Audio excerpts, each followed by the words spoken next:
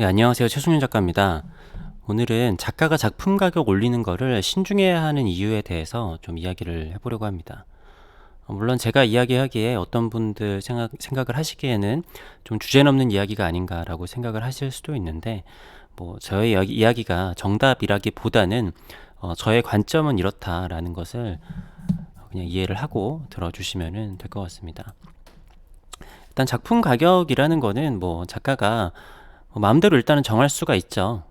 뭐 제가 그런 작품 가격에 대해서 여러 번 이야기를 한 적이 있는데, 뭐 자기만의 이렇게 기준을 내세우시는 분들도 있는데, 일단은 뭐 법적으로 작가가 작품 가격을 조정을 한다 그래서 누가 뭐라고 하는 거는 없으니까 뭐 잡혀가거나 그러진 않잖아요. 그러니까 기준이 뭐 있기는 있을 수도 있는데, 그거는 각자의 기준이나 그 사회의 기준이 있는 것일 테고, 뭐 어떤 분들은 뭐 내가 재료가 얼마가 들어갔고 뭐 어떻게 해서 여기다가 노동력을 얼마를 더해가지고 이렇게 계산을 하신다라고 하는데, 뭐 본인은 그럴 수도 있겠죠. 근데 그게 뭐 맞는 거다라고 하는 거는 제가 그건 너무나 여러 번 설명을 했는데도 왜 계속 그런 얘기를 하시는 분들이 계신지는 잘 모르겠어요. 그러니까 아주 유명한 사람의 똑같은 그 뭐야 행동이 어떤 사람은 되게 비싸고 어떤 사람은 가치가 아예 없을 수도 있습니다. 뭐 가수들이 아주 유명한 가수가 와서 잠깐 행사에 와서 노래 한 곡 부르는데 몇 천만 원에서 몇 억을 줄 수도 있지만, 내가 올라가서 노래를 부른다 그래서 누가 돈을 주는 거는 고사하고, 예, 돈을 한 푼도 못 받고 쫓겨날 수도 있잖아요. 네, 그게 자본주의 사회인 거거든요. 그게 싫으면 북한으로 가야죠. 그래서 가끔씩 보면은 잠깐 이렇게 얘기가 자꾸 옆으로 새는데, 뭐 제가 작품 가격을 올리지 않는 이유에 대해서 너는 뭐 그림 그리는데 시간이 얼마 안 걸리니까 그런 게 아니냐 이런 얘기를 하시는 분들이 계세요.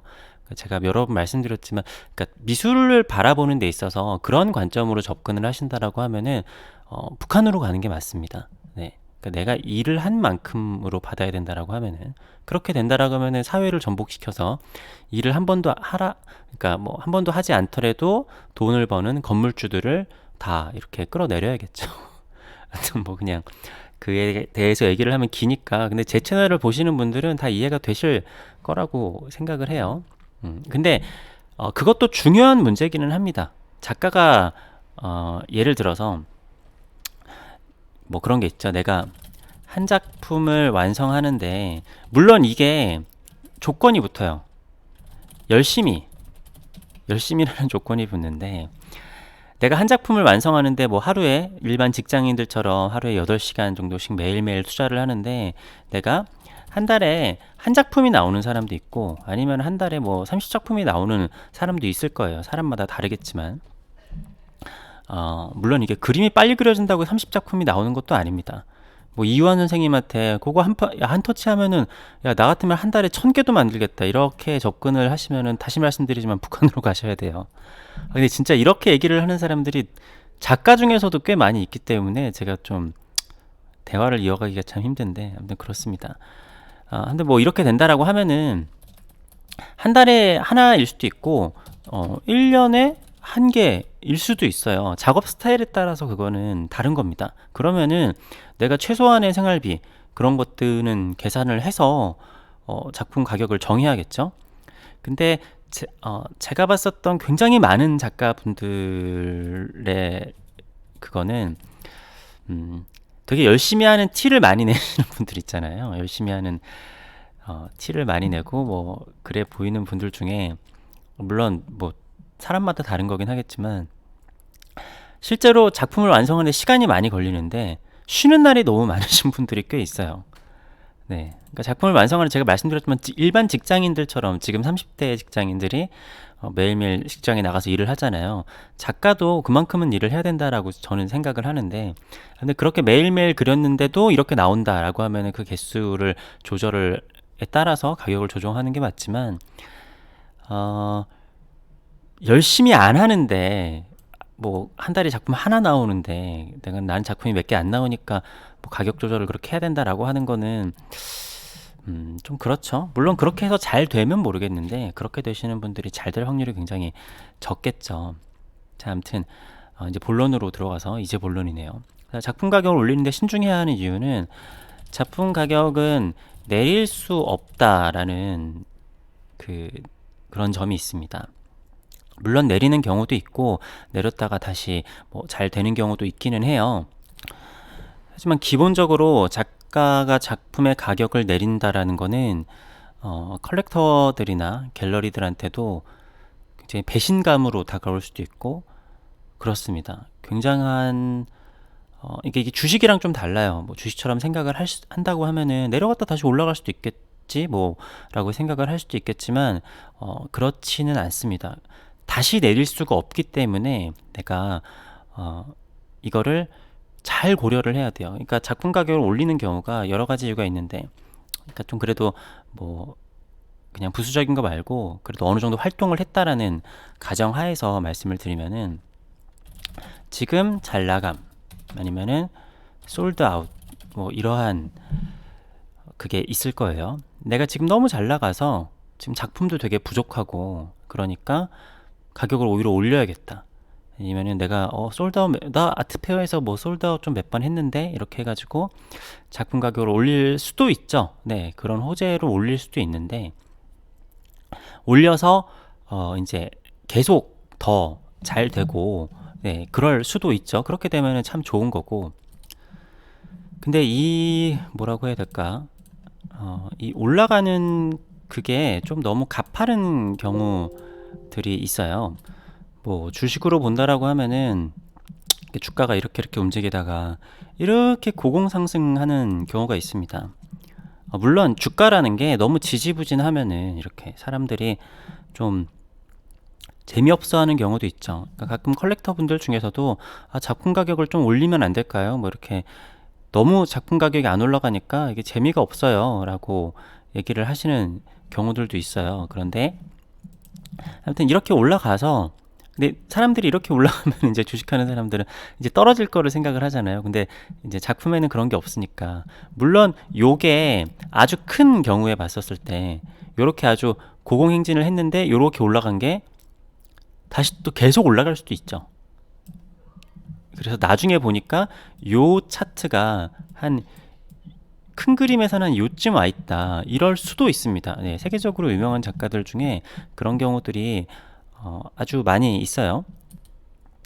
근데 이게 일단은 비율적으로 따진다면은 내가 호당 5만원에서 예를 들어 6만원으로 업그레이드가 됐다라고 생각을 해봅시다. 이게 호당 5에서 6이면은 진짜 쬐끔 올랐네 라고 생각을 할 수도 있겠지만 뭐 100호 기준으로 봤을 때는 이게 뭐 한 100만원이 올라간 거고 비율적으로 따져봤을 때는 5에서 이게 6만원이 됐으니까 전체에서 20%가 오른 거죠.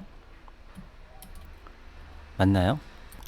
5분의 1이 오른 거니까 20%가 오른 거죠. 네, 그러니까 5만원에서 6만원 오른 것도 오른 거야? 라고 생각을 할 수 있는데 이거를 주식에서 생각을 해보면 뭐 다른 거 자산이든 마찬가지든 뭐든지 생각을 해보면 20% 올라가는 거는 굉장히 많이 올라가는 거예요.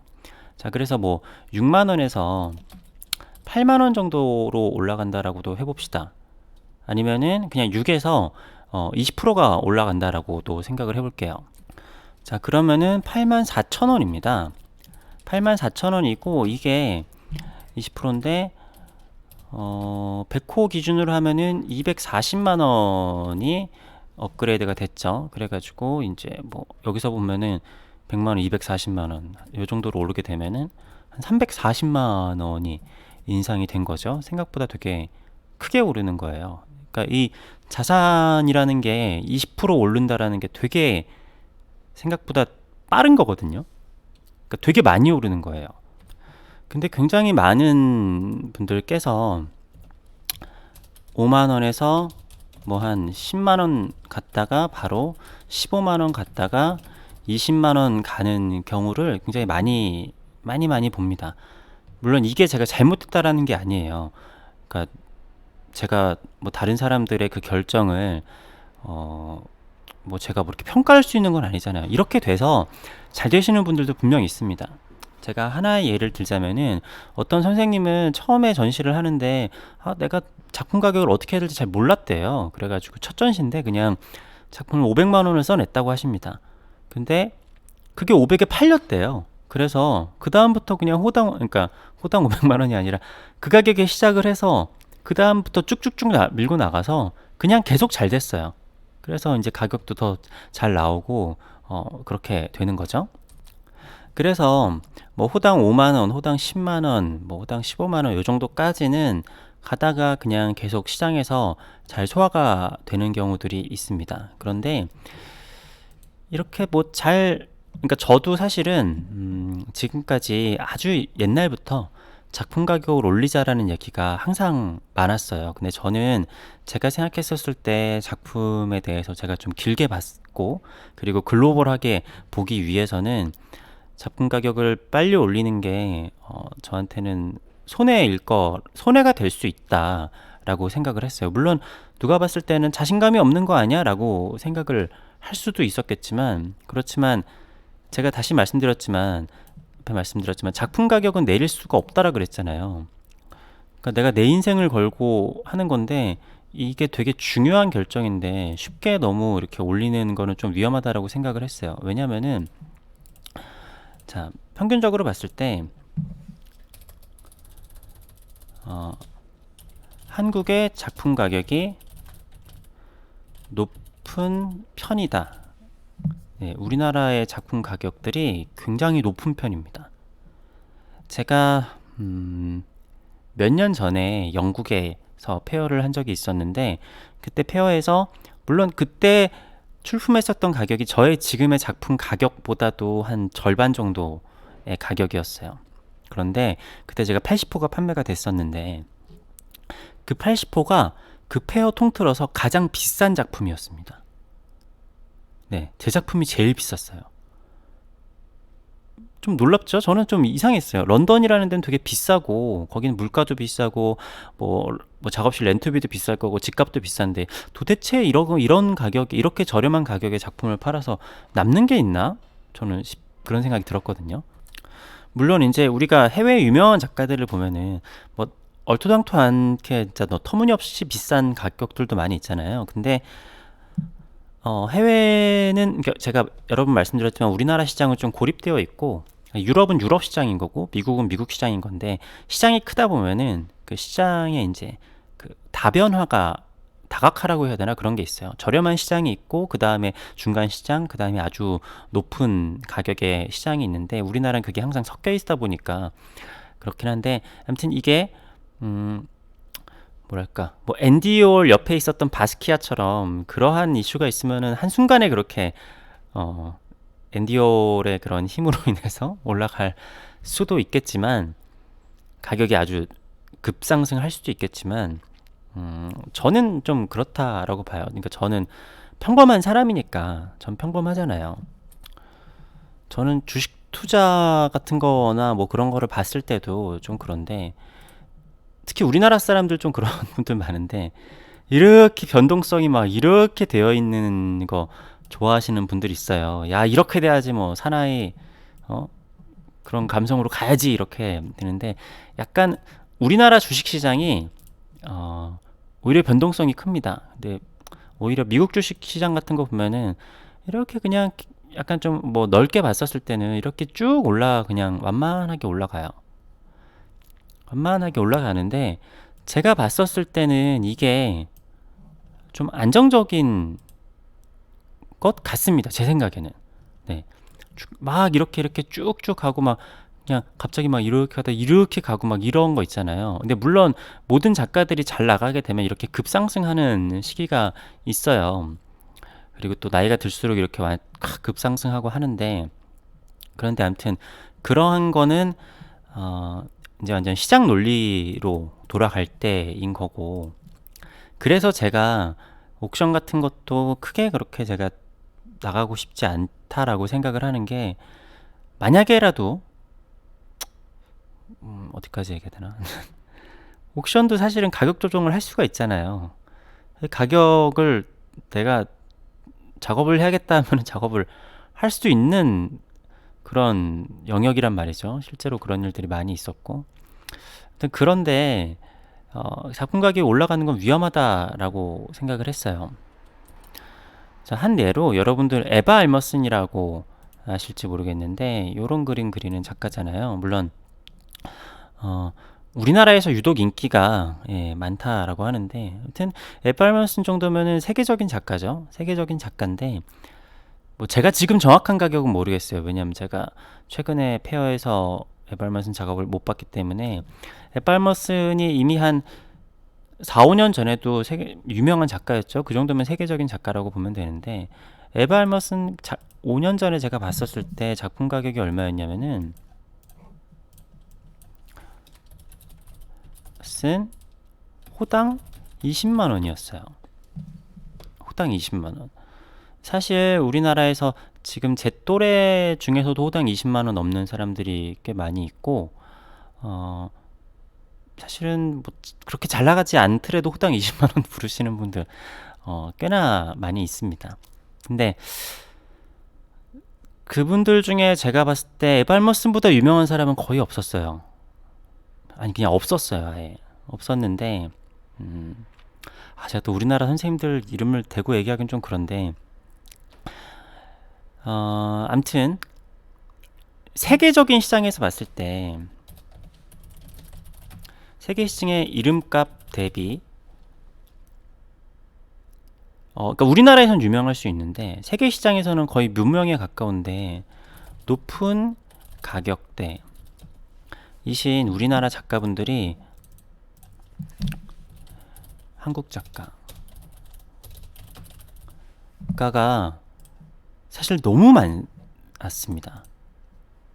너무 많았는데 제가 몇 번 말씀을 드렸지만 이제 전 세계적인 시장이 열리게 되면서 가격의 투명성도 있고, 이제 많은 컬렉터들이 우리나라에서만 작가를 찾는 게 아니라 전 세계에서 작가를 찾잖아요. 그렇게 되는데, 그렇게 해서 비교를 해보니까 훨씬 저렴한 가격에 훨씬 이름 있는 세계적인 작가 작품 살 수 있는 게 생각보다 많네? 라는 생각이 드는 거죠. 그래서 최근에 이제 부익부 빈익빈이 있는데 좀 애매하게 작품 가격을 올리신 작가분들 중에서는 굉장히 힘든 경우가 많습니다. 네.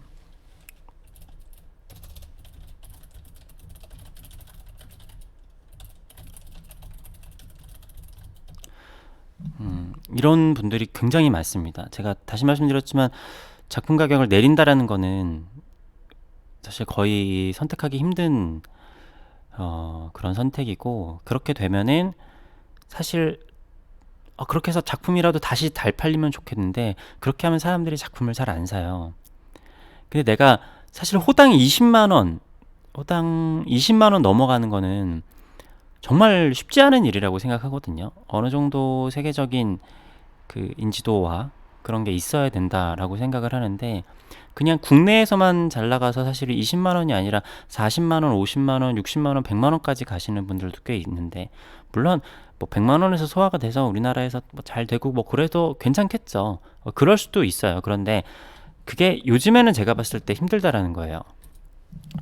그러니까 요즘에는 한국에서만 잘 돼서, 그러니까 호당 뭐 몇십만 원이 된다라고 하는 거는 좀 어려운 것 같습니다. 물론 그렇다고 뭐 크리스티나 그러한 뭐 경매에 꼭 나가서 그게 적정 가격이 매겨진다라고 하면 그것도 또 아닌 문제인 것 같기는 한데, 아무튼 그 가격에 시장에서 뭐 합당한 가격이면은 판매가 된다라는 게 중요하겠죠.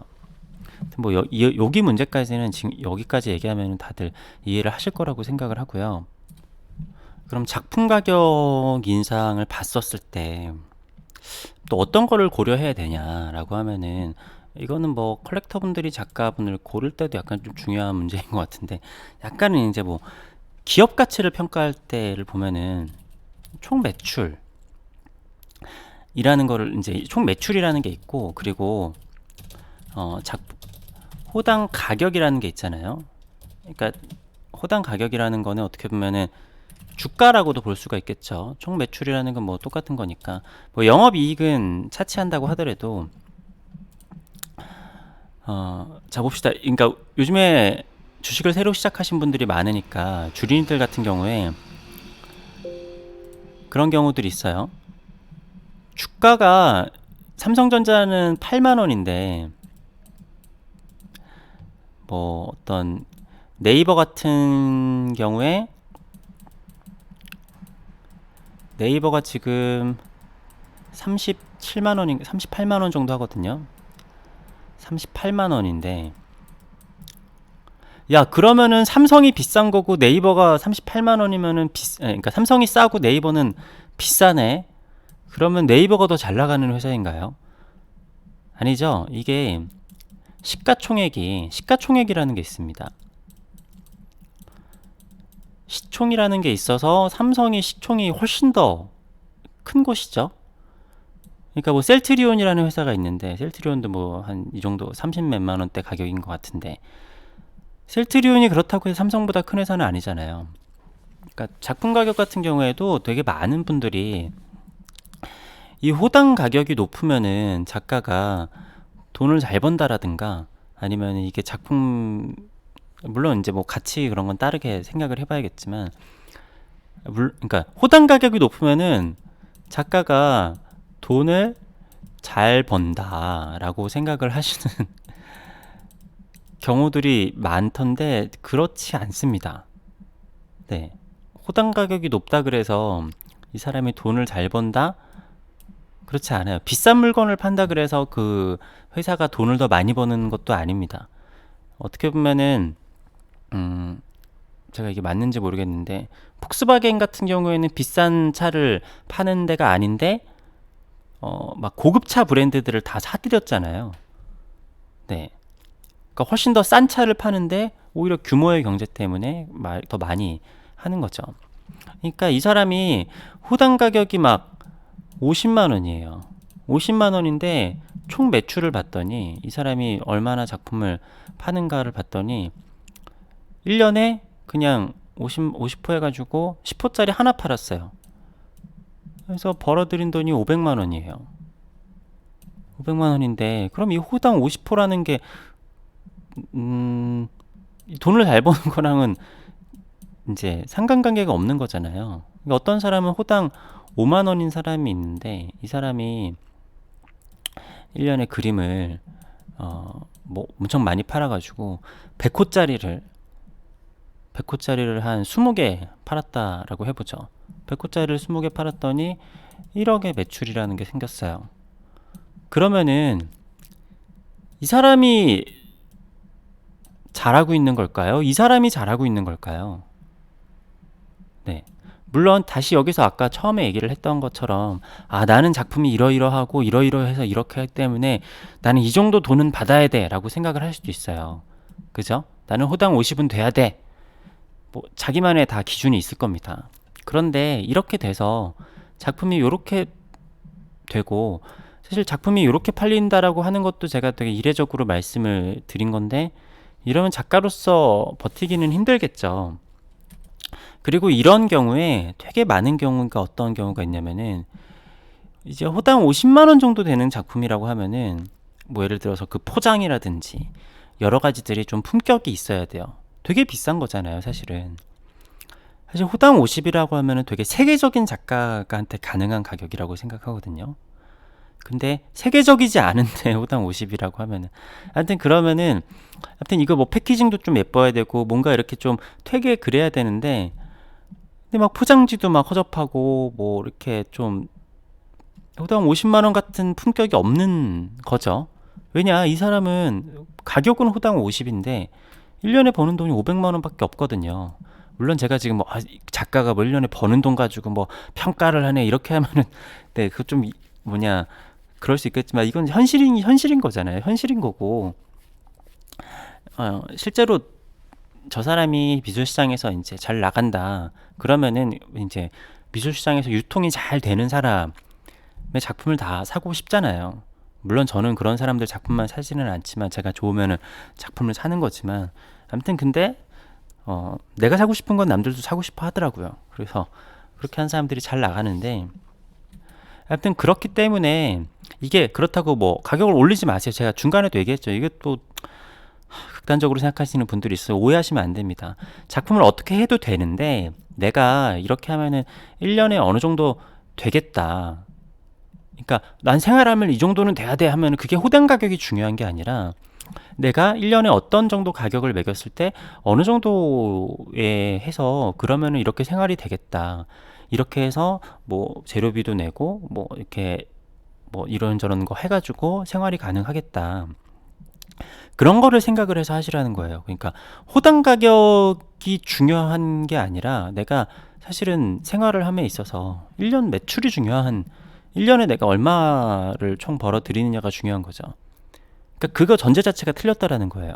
나는 이렇게 해, 이건 해야지 나는 먹고 사니까 호당 가격이 30이어야 돼. 그게 아니라 호당 가격이 30인 것보다 호당 가격이 10만 원인 게 더 잘 팔리고 작품이 더 많이 될 수도 있잖아요.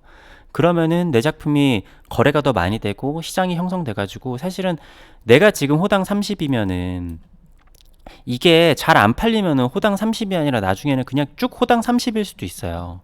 근데 내가 호당 10으로 시작을 했는데 이게 대박이 나서 잘 되면은 이게 그냥 호당 50에서 호당 100까지 갈 수도 있습니다. 네. 그렇지만 이제 저는 여기서 이렇게 하지 않는 전략을 저는 했다라는 거예요. 그러니까 아까 얘기했듯이 저는 길게 봐야 되잖아요. 사실 100살까지 살 건데 100살까지 사는데 저는 제 작업이 그렇게까지 비싸진 않았으면 좋겠습니다. 사후에 오르면은 모르겠는데 저는 목표가 제가 여러 번 말씀드렸는데 제 모든 작품들이 벽에 걸려 있는 거예요. 네. 작품을 많이 그려서 그리고 그리고 싶은 그림 다 그리고 제가 가지고 있으면 다 쌓여 있으니까 네. 어떻게 보면 저는 제가 이렇게 돈에 대해서 따지지만 저는 이게 제가 작가로서 되게 순수한 거라고 생각하거든요. 제가 작품 가격 올리고 많은 작가분들이 그렇게 자산 시장의 규모로 해가지고 야 지금 쌀 때 작품 팔지 말고 비쌀 때 작품 팔아라 해가지고 작품 너무 많이 풀어놓지 말고 해라 이런 얘기를 하시면서 작가의 순수함을 얘기한다는 게 좀 그래요.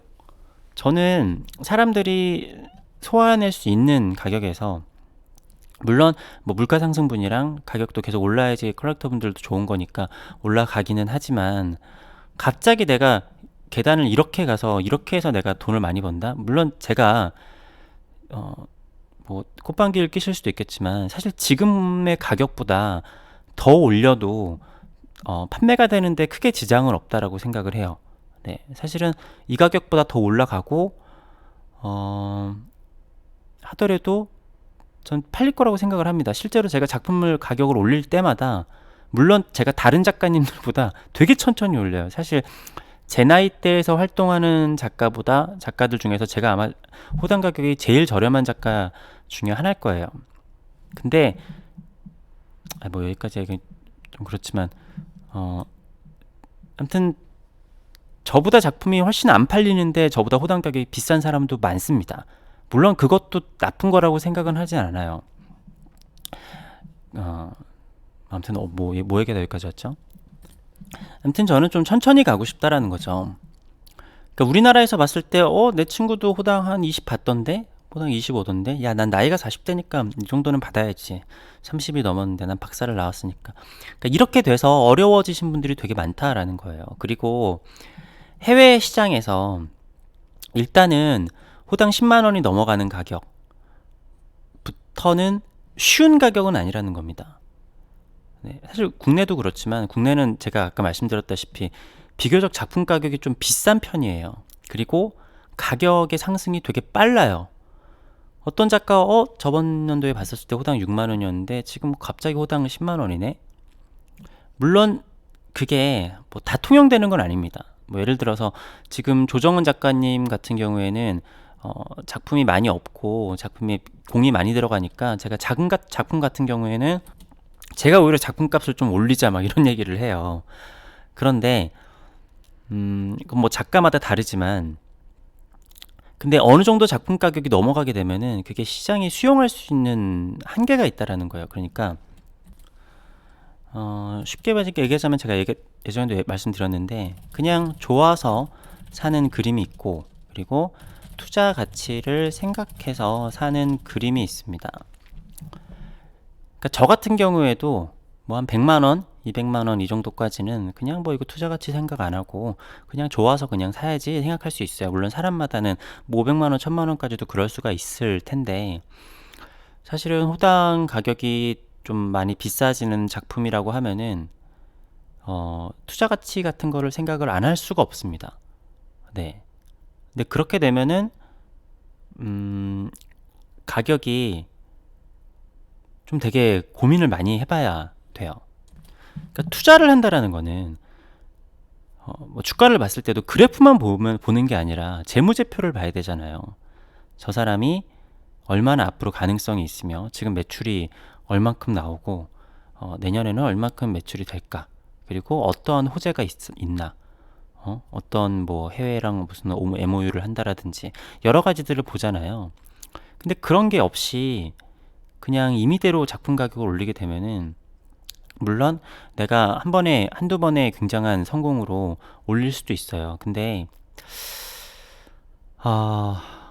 가성비는 좀 끌고 가는 게 저는 좋은 것 같습니다. 제가 되게 좋아하는 선생님께서 모토를 내세우신 말씀이 있었는데, 제가 학생 때 남들보다 80% 그러니까 80%의 가격에 남들보다 120에서 130% 좋은 퀄리티를 말씀을 하셨거든요. 이게 무슨 장사꾼 마인드 아니야? 라고 생각을 하시겠지만 뭐 작품도 어떻게 보면은 크게 다르지는 않아요. 근데 아무튼 이것도 작가 선생님이 저한테 해주신 말씀입니다. 저는 이 선생님한테 굉장히 현실적인 거를 많이 배웠어요. 그러니까 같은 선생님들 중에서도 뜬구름 잡는 소리 하시는 선생님도 많은데, 이 선생님은 정확하게, 제가 참 존경하는 선생님인데 아주 현실적인 것들을 말씀을 해주셨습니다. 근데 그 현실적인 것들이라고 해서 그런 높은 가치가 없지 않아요. 네. 그런 것들에서 사실은 저는 더 중요한 가치들이 나온다라고 생각을 하는데, 저는 이렇게 생각을 하고 있습니다. 가격 경쟁력은 있지만 더 좋은 퀄리티라고 하면은 호재나 그런 것도 있겠죠. 그러니까 사실은 저도 이제 갤러리 미팅을 하거나 해서 사람들이 가격을 얘기를 하면은 다들 놀래요. 에? 아직까지 가격이 그렇게밖에 안 되세요? 이렇게 말씀들을 하시는데, 뭐 저는 그래도 뭐 행복하게 잘 살고 있고, 사실 어떻게 생각하면 제 나이대에서, 그러니까 총 매출로 따지면은 아무튼 몇 년째 나쁘지 않다라고 생각을 하거든요. 그러면은 사실 저는 그림을 되게 많이 그리고 싶은 그림 다 죽고 가는 게, 제가 얘기했잖아요. 자살을 할까 생각을 하다가 그래, 그냥 자살하지 말고 죽기 전에 그리고 싶은 그림 다 그리고 가자. 네, 하는데 뭐 그렇게 돼서 이렇게 아무튼 좋은 결과가 있고, 그리고 나름 작품 가격도 그냥 꾸준히 올리고 있는 거죠. 꾸준히 올리고 있는데, 예. 그러니까 저는 뭐 제가 주식도 하는데 전 주식할 때 이런 주식 안 삽니다. 저는 이런 주식은 안 사요. 저는 그냥 이렇게 올라가는 게 좋거든요. 이렇게 올라가는 사람이 마음이 편해요. 이런 주식 사놓으면은 그냥 마음이 편합니다. 그냥 뭐 은행 이자보다 좋으면 됐지 뭐.